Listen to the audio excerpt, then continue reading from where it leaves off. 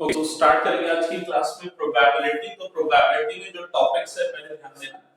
सबसे पहले जो नई चीज इस बार प्रोबेबिलिटी में इंट्रोड्यूस हुई वो है कंडीशनल प्रोबेबिलिटी। मतलब कुछ सर्टेन कंडीशंस आपको गिवन होंगी और उसके अकॉर्डिंग आपको प्रोबेबिलिटी निकालनी होगी।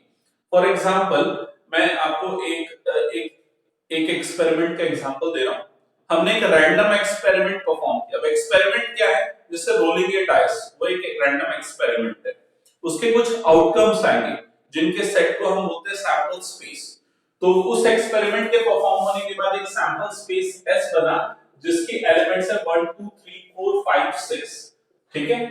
अब अगर एक कंडीशन गिवन है, आपको सपोज आपको जो कंडीशन गिवन है उस कंडीशन को मैं A नाम दे रहा हूं, और ये जो कंडीशन A है वो ये बोलता है कि जो आउटकम आया है वो लेस देन 4 है। मतलब जो आउटकम है लेस देन 4 है, मतलब आउटकम क्या है? या तो 1 है या 2 है या 3 है। ठीक है। और अगर आपको बोल रहा है कि B और आपको बोल रहा है कि 1 आने की प्रोबेबिलिटी निकालो। ठीक है, मैं रिपीट कर रहा हूं। हमने डाइस को थ्रो किया, ये सैंपल स्पेस बना, कंडीशन बोल दिया कि जो आउटकम आया है वो लेस देन 4 है, और आपको बोल रहा है कि 1 आने की प्रोबेबिलिटी निकालो। मतलब आपको किस चीज की प्रोबेबिलिटी निकालनी है? 1 आने की। तो उसको मैं इवेंट बी नाम दे देता हूं। ठीक है। तो आपको प्रोबेबिलिटी ऑफ बी निकालनी है, लेकिन एक कंडीशन गिवन है। तो it is given that condition A has happened. Clear है ये चीज? तो उसको हम इस तरह से लिखते हैं, ये होती है कंडीशनल प्रोबेबिलिटी। तो उसको रीड करते हैं probability of B given A, slash को हम गिवन रीड करते हैं। Clear? Probability of event B given A. तो इसकी प्रोबेबिलिटी कितनी आएगी बताओ? करेक्ट, 1/3। क्योंकि आपको ये पता है कि ये तीनों में से कोई एक नंबर आया है, 1 आने की प्रोबेबिलिटी थी, तो 1/3। समझ में आ गई ये चीज? तो ये है कंडीशनल प्रोबेबिलिटी। डिटेल में हम आगे जाएंगे, फिलहाल अभी मैंने इतना ही बताया।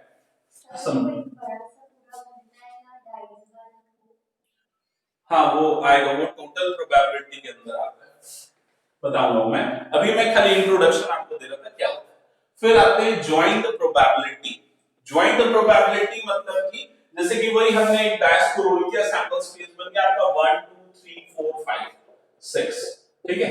अब सपोज एक इवेंट ए है, इवन नंबर आने की प्रोबेबिलिटी मतलब 2 4 6। इवेंट बी है, ऑड नंबर आने की प्रोबेबिलिटी मतलब 1 3 5। समझ में आया? What is the probability that getting an even number or odd number? Even number or odd number, और मतलब या तो A होना चाहिए या तो B होना चाहिए। तो either A और B, इसकी प्रोबेबिलिटी निकालना है। तो इसका मतलब आप पहले क्या निकालोगे? आप पहले A यूनियन B निकालोगे। समझ में आ रही है चीज? A यूनियन B क्या आ जाएगा? जो भी आएगा उसका यूनियन, और उसकी प्रोबेबिलिटी मतलब probability of A union B। तो जब भी आप probability of A union B या probability of A intersection B निकालोगे तो वो उसका क्या मतलब होगा? Joint probability. क्लियर? मेरे ख्याल से क्लास 11th में आप लोग ये करते भी थे। ठीक है। अब एक चीज जो याद रखने की, और क्वेश्चन में आपको ये आएगा लाइन कई बार, और आइदर ए और बी। और का मतलब यूनियन, और इंटरसेक्शन का मतलब क्या होता है? एंड। तो ये आप कॉपी में लिख लो कई बार। एंड का मतलब इंटरसेक्शन अप्लाई करना है, और का मतलब यूनियन अप्लाई करना है। ठीक है।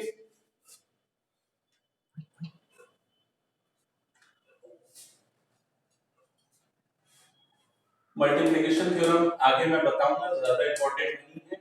इंडिपेंडेंट इवेंट्स क्या होते हैं ये आपने क्लास 11th में पढ़ा है, जब आपने इवेंट्स पढ़ा था तब। मैं एक एग्जांपल से बताता हूं इंडिपेंडेंट इवेंट्स क्या होते हैं।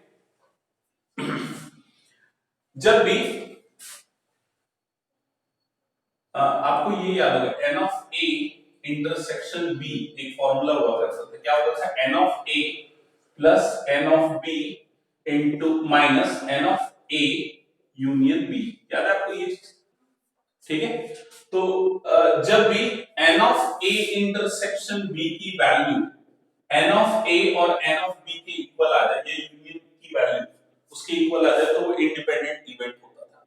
या फिर अगर उसको मैं वेन डायग्राम से समझाऊं, अगर कोई दो ऐसे इवेंट है जिसका इंटरसेक्शन नल सेट है, दोनों में कोई कॉमन एलिमेंट नहीं है, तो वो इंडिपेंडेंट इवेंट हो जाएंगे। या फिर अगर हम एक और एग्जांपल लें, सपोज मैंने एक एक्सपेरिमेंट परफॉर्म किया जिसमें पहले मैंने एक डाइस को रोल किया और एक कार्ड को पिक किया, तो ये जो दोनों इवेंट्स की अगर मैं बात करूं तो दोनों इंडिपेंडेंट इवेंट, वो प्रीवियस इवेंट के ऊपर डिपेंड नहीं करेंगे। ठीक है, अब इंडिपेंडेंट इवेंट्स आपके में कब अप्लाई होंगे, किस तरह से अप्लाई होंगे मैं बता रहा हूं, तो ध्यान से समझना। सपोज 52 कार्ड्स का एक पैक है, 52 कार्ड्स का एक पैक है, ठीक है, आपने एक कार्ड इसमें से पिक किया, तो एक कार्ड इसमें से माइनस हो गया, ठीक है, और अब आपके पास कितना बच गया, 51 कार्ड्स। अब अगर आप सेकंड कार्ड इसमें से पिक कर रहे हो तो ये डिपेंडेंट इवेंट हो जाएगा।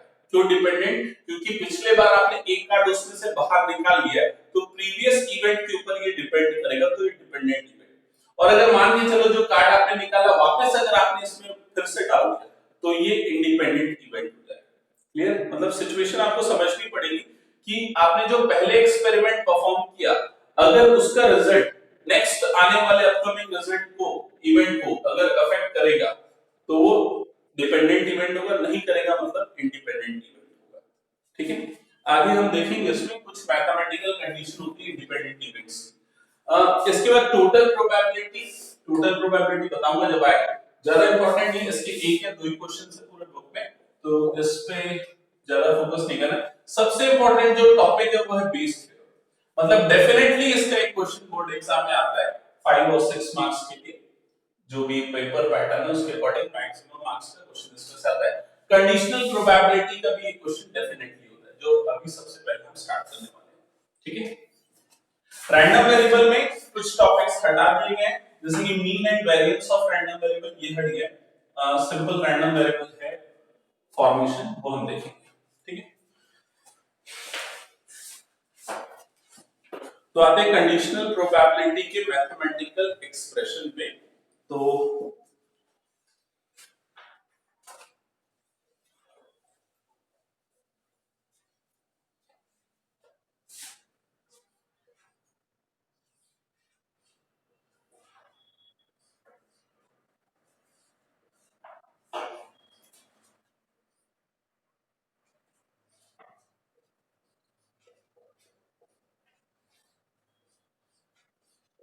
ये फॉर्मूला होता है कंडीशनल प्रोबेबिलिटी निकालने का। Probability of event E given F अगर आपको निकालना है तो आपको पहले जॉइंट प्रोबेबिलिटी निकालनी पड़ेगी, ई intersection F divided by P of F. ठीक है, जो भी गिवन है उस इवेंट की probability.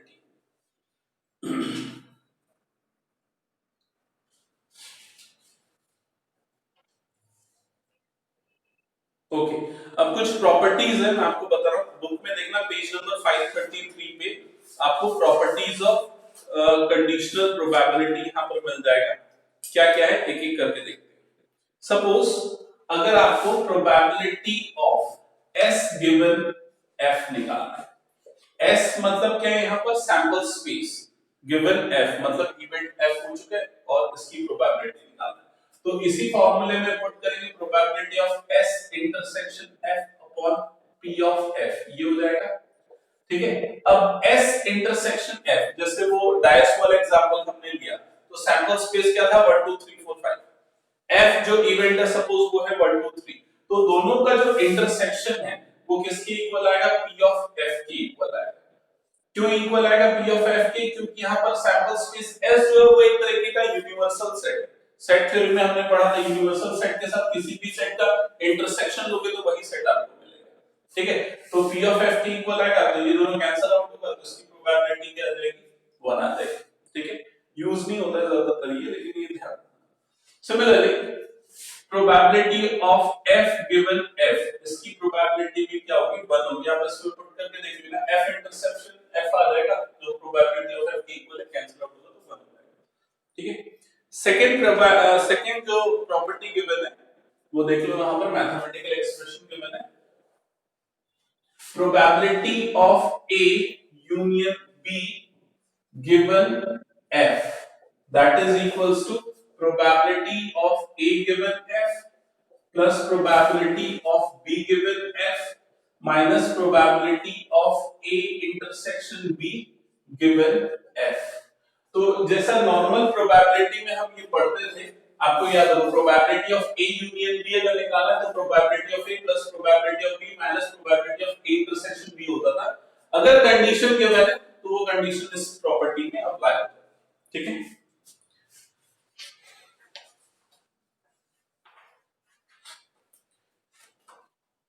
Next probability of E naught या not E given F that will be equals to 1 minus probability of E given F। probability of not A is equals to 1 minus probability of A। तो same apply होगा conditional probability पे। ठीक है, तो बस इतनी properties है। अब हम स्टार्ट करते हैं क्वेश्चन सॉल्व करना। तो ये प्रॉपर्टी ज्यादातर यूज नहीं होगी, एक यही वाला जो फॉर्मूला हमने पढ़ा यही अप्लाई होगा, बस आपको अप्लाई कैसे करना है वो चीज समझनी है। तो स्टार्ट करते हैं क्वेश्चन, एक्सरसाइज 13.1 से।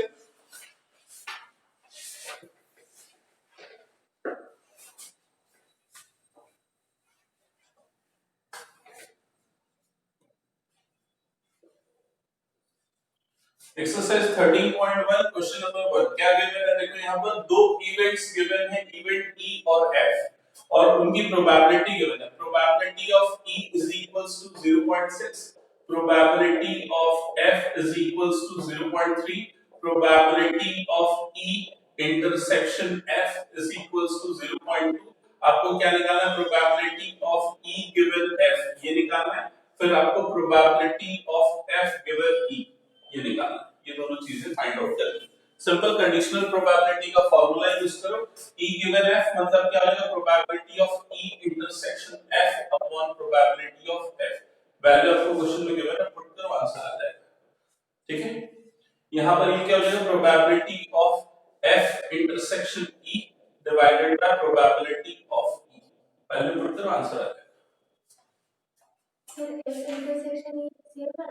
हाँ, E इंटरसेक्शन F या F इंटरसेक्शन E दोनों सेम होते हैं, कम्यूटेटिव होता है intersection operation.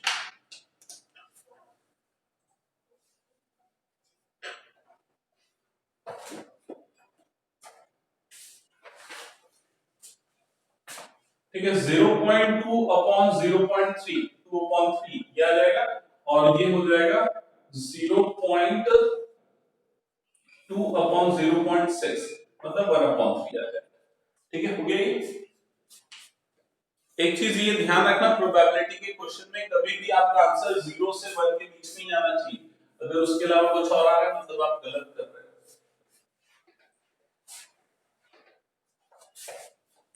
Next question, question number 2। Question number 2 में आपको भी फिर से वही probability of A given B निकालना है, सेम फार्मूला अप्लाई हुआ कंडीशनल प्रोबेबिलिटी का। सॉल्व करो, बताओ आंसर क्या है।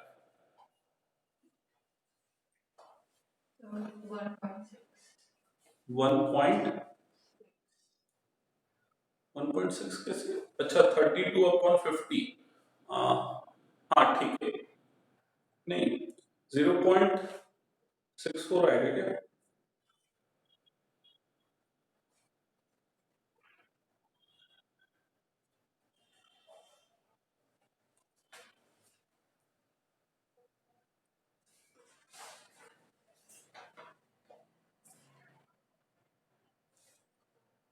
क्या रहा है अंजलि, 6 हो ना, हाँ।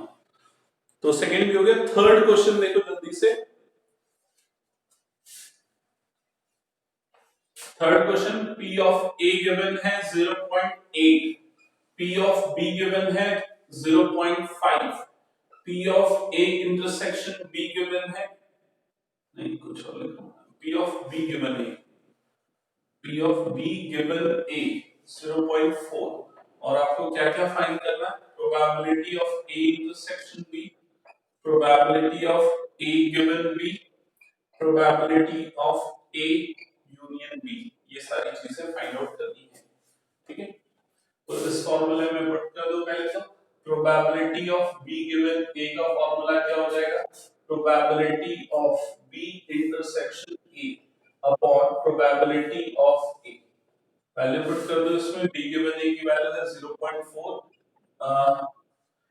इसको लिख सकते हो probability of a intersection b divided by probability of a की वैल्यू कितनी है 0.48, क्रॉस मल्टीप्लाई करो, probability of a intersection b आ जाएगा 0.3, यही आ रहा है।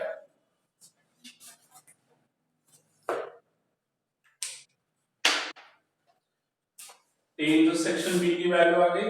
अब क्या निकालना है, probability of a given b निकालना है।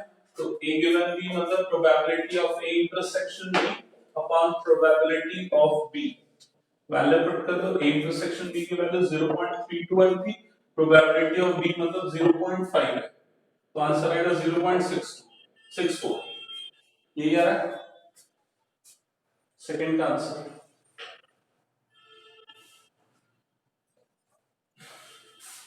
Probability of a union b कैसे निकलेगा बताओ, लास्ट वाला formula, probability of a plus probability of b minus probability of a intersection b, ठीक है।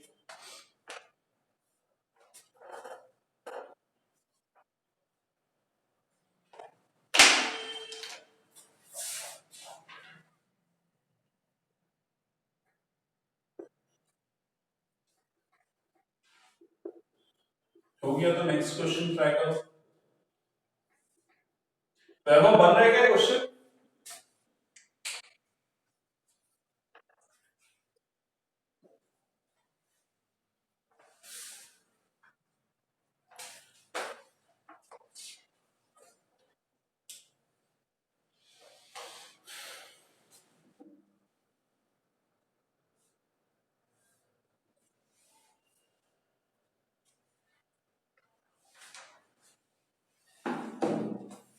ओके इरेज कर रहा हूं।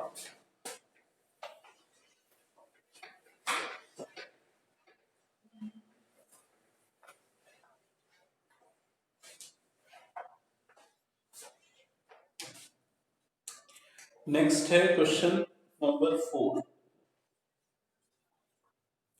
नंबर 4 में इसमें भी मिसप्रिंट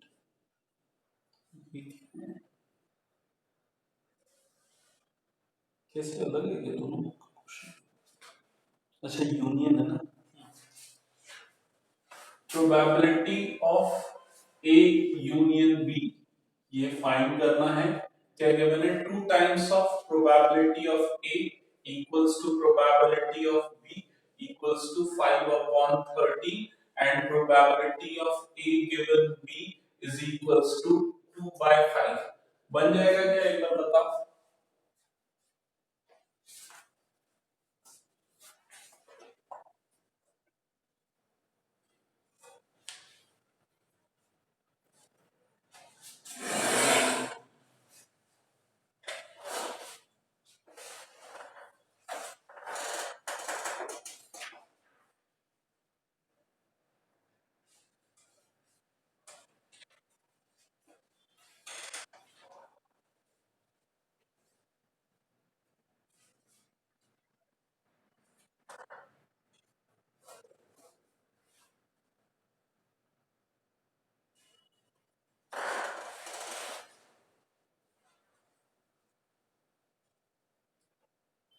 अंजलि कुछ प्रॉब्लम?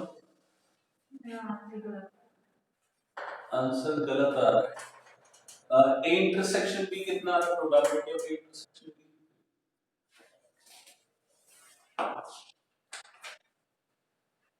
तुम्हारा क्या है इंटरसेक्शन बी की प्रोबेबिलिटी? 2/30।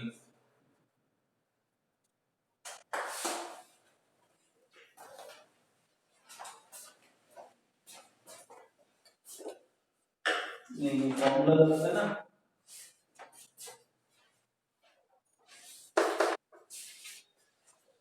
पहले ए इंटरसेक्शन बी निकलेगा फिर यूनियन निकलेगा।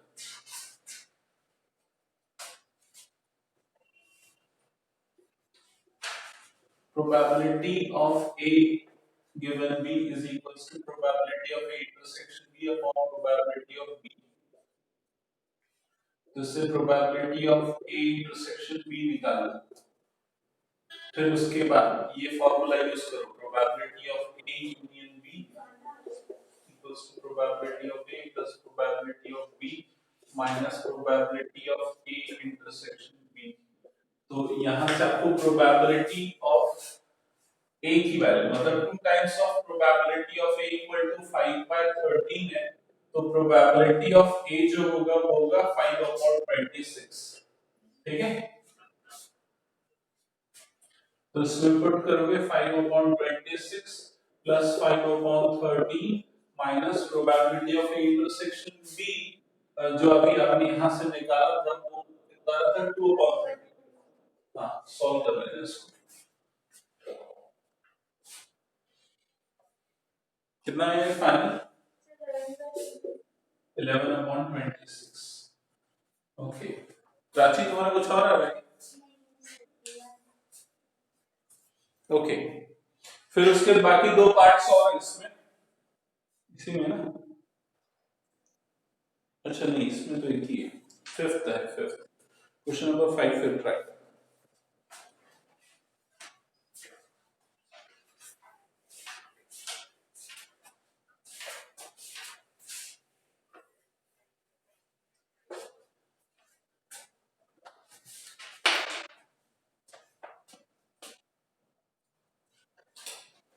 Probability of A given is 6/11, probability of B given है 5/11, probability of A union B given है 7/11।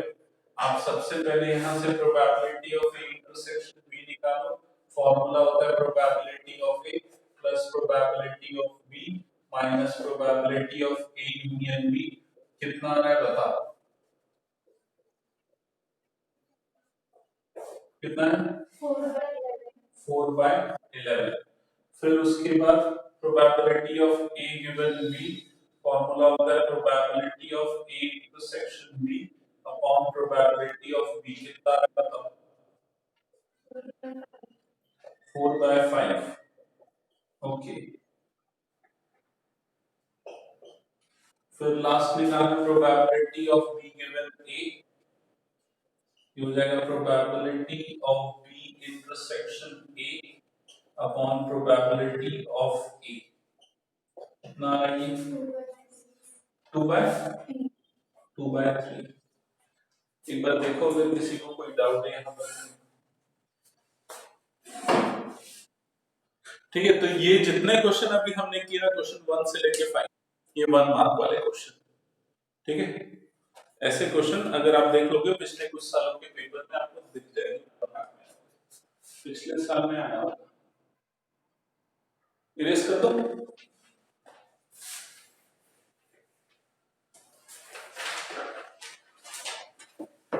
ओके, सो क्वेश्चन नंबर 5 तक हो गया, डायरेक्ट फॉर्मूला लगाना है, क्वेश्चन निकालना, आंसर निकालना। क्वेश्चन नंबर 6 ऑनवर्ड्स करते हैं, ध्यान दें। A coin is tossed 3 times। ठीक है, तो आपको क्या निकालना है, क्वेश्चन में पहले ही दे दिया ऊपर में, determine probability of E given F। ये सारे पार्ट में आपको ये निकालना है, और इवेंट भी दे दिया उसमें ऊपर। A coin is tossed 3 times, तो कॉइन 3 बार टॉस हो रहा है, और इवेंट जो है head on third toss, head on third toss. Event F है head on first 2 tosses, first 2 tosses. ठीक है, अब देखो यहां पर अच्छे से समझना पड़ेगा आपको। पहले तो हम सैंपल स्पेस बनाते थे, अगर आप एक कॉइन को 3 बार टॉस करोगे तो सैंपल स्पेस क्या बनेगा, H H H H H T H T H T H H T T H T H T H T T और क्या बनेगा T T T 1 2 3 4 5 6 7 8। Okay, 8। Okay, तो देखो कैसे हो रहा है, जब फर्स्ट टाइम टॉस किए तो फर्स्ट टॉस में 2 आउटकम हो सकते हैं, या तो हेड या तो टेल। ठीक है, फिर उसके बाद जब सेकंड टाइम टॉस होगा तो हेड के बाद भी 2 ऑप्शन हो सकते हैं, या तो हेड या तो टेल, और क्रॉस करोगे तो फिर दो ऑप्शन यहां से h या तो t, यहां पर से भी h या तो फिर t, यहां पर से भी वैसी h या फिर t, यहां से भी वैसी h या फिर t। ठीक है, तो अब चेन इसको बनाते हुए देखो h h h एक हो गया, h h t दो हो गया, h t h h t t, इस तरह से काउंट कर देता हूं, समझ गया? हाँ वो 2 टू दी पावर, उसका रूल होता है 2 to the power 3 is equals to, ये कितना हो जाएगा 8। तो नंबर ऑफ आउटकम जो है एक्सपेरिमेंट के और नंबर ऑफ टाइम्स वो रिपीट हो रहा है, तो जैसे दो आउटकम है इसमें h और t। हाँ, अब वो जिसको जैसा सूटेबल लगे, क्योंकि ये टेबल तब काम का है जब तुमको 3 आउटकम्स तक है, जब वो और बढ़ जाएगा तो वो और कॉम्प्लेक्स हो जाएगा।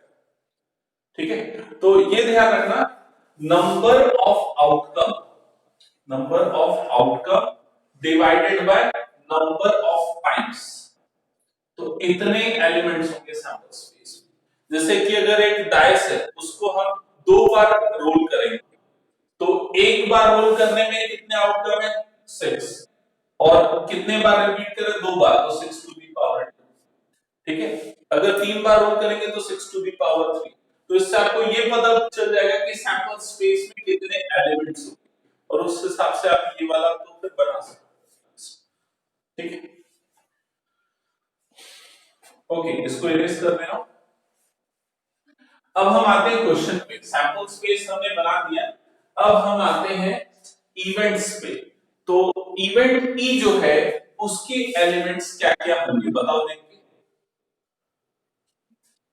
हेड ऑन थर्ड टॉस क्या क्या होगा, ट्रिपल एच हो गए, एक होगा एच टी एच होगा, एक होगा टी एच एच, एक होगा टी टी एच, बस इतना ही होगा। ठीक है, अब हम आते हैं एफ पे। तो इवेंट एफ क्या बोल रहा है, हेड ऑन फर्स्ट 2 टॉसेस, इसके एलिमेंट्स क्या क्या होंगे, ट्रिपल एच होगा, एच एच टी, और कुछ है क्या, और कुछ नहीं, बस ये दो होंगे।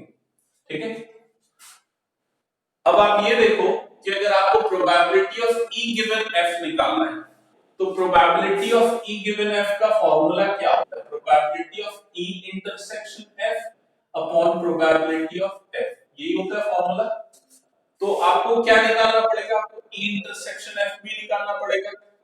ठीक है, तो ई इंटरसेक्शन एफ वाला सेट बनाओ, तो वो क्या होगा, एक ही होगा ना, ट्रिपल एच। ठीक है, यहां तक समझ में आ गया।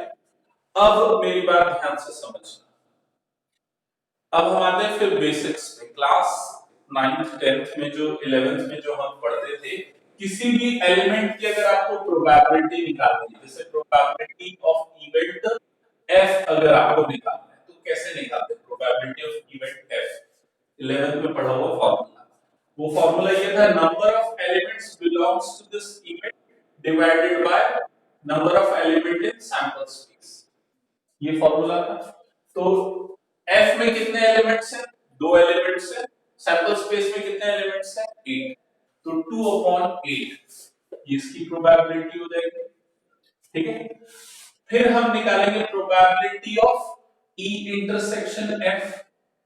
ठीक है, तो probability of intersection F again same formula, number of element in E intersection F divided by number of elements in sample space. ठीक है, तो इसमें कितने एलिमेंट्स हो गए, इंटरसेक्शन एफ में 1, सैंपल स्पेस में कितना है 8, तो क्या देगा 1/8। एक बार देख लो यहां पर अगर सामने कोई प्रॉब्लम, क्लियर यहां तक। फिर उसके बाद कंडीशनल प्रोबेबिलिटी का फॉर्मूला अप्लाई कर दो, E given F is equals to probability of E intersection F divided by probability of F। तो ये कितना आ जाएगा 1/8 और 2/8, मतलब आंसर क्या आएगा 1/2 आएगा। क्लियर ये चीज।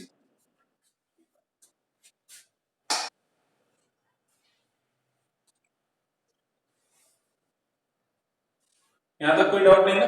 अच्छा, एक चीज यहाँ पर ध्यान से सुन लो एक बार और, मैं कुछ चीज आप लोगों को बता रहा हूँ।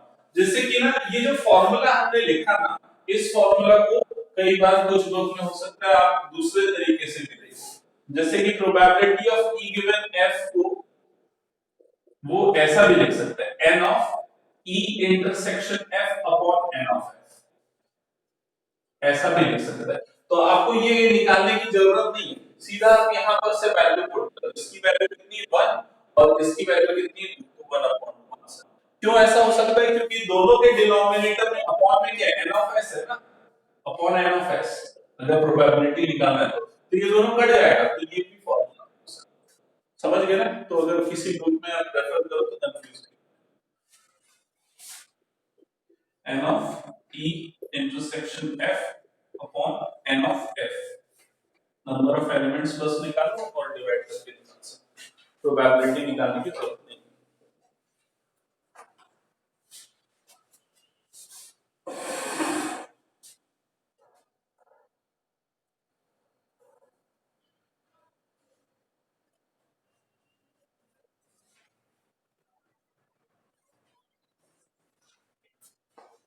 ठीक है, इसका सेकंड पार्ट सॉल्व करो एक बार।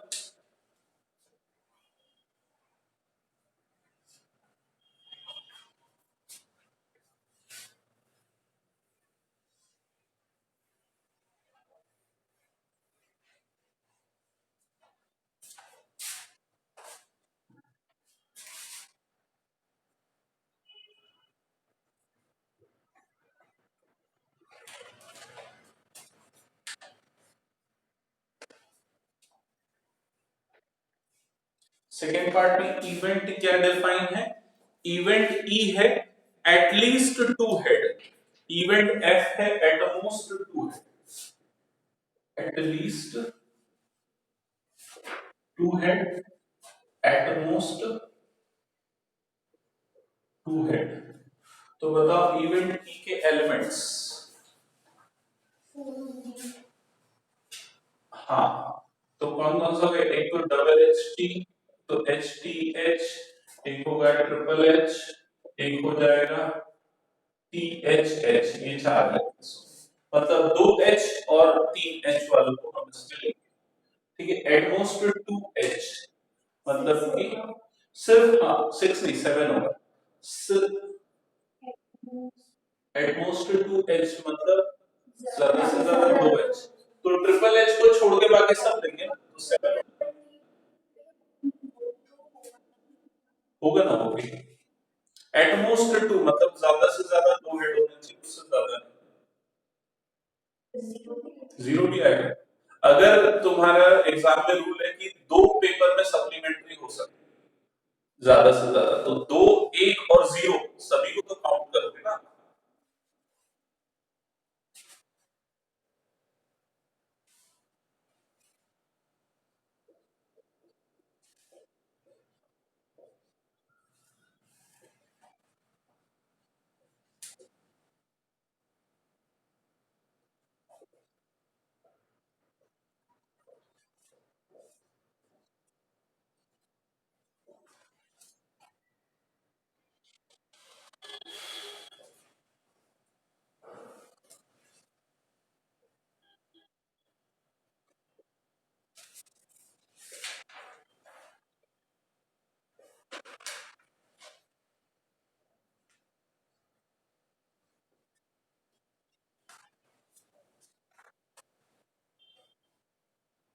कितना 4/7